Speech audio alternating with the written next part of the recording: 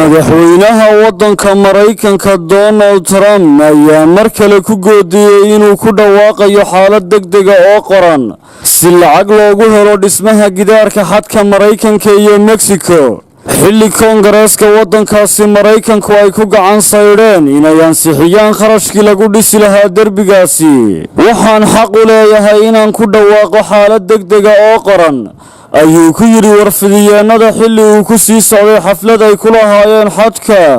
waxa uu sidoo kale madaxweyne Trump sheegay in dowladda Mexico ay si dadban u bixinayso kharashka dhismaha gidaarka. amaha dowladda ee waddanka Mareykanka ayaa qayb ahaan ay xirnaayeen 20kii maalmood ee la soo dhaafay, taasi oo sababtay in ku dhowaad 800 oo kun oo shaqaalaha federaalka ah ay mushaar la'aan ku dhacdo. balse wada hadallo lagaga arrinsanayay kharashka dhismaha gidaarka ayaa socon waayay xilli xubnaha dimuqraadiyiinta ay ku gacan saydheen inay oggolaadaan kharashka lagu dhisayo derbigaasi.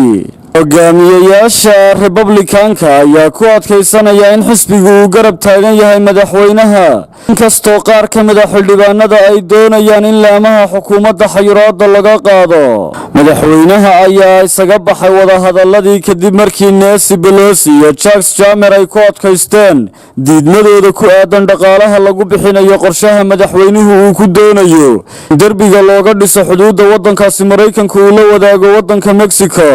waxaana ay yiraahdeen he asked Speaker Pelosi, will you agree to my wall? She said no.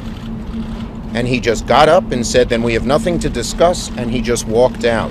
madaxweynuhu waxa uu ku yiri Nancy Pelosi, ma igu raacsan tahay qorshahayga aan ku doonayo inaan derbiga uga dhiso xuduudka waddanka Mexico iyo Mareykanka u dhaxeeya. waxa ay ugu jawaabtay maya, kadibna waa uu xanaaqay oo waa iska baxay. waxana uu yiri waxaynu ku wada hadalnaa meesha ma taalo.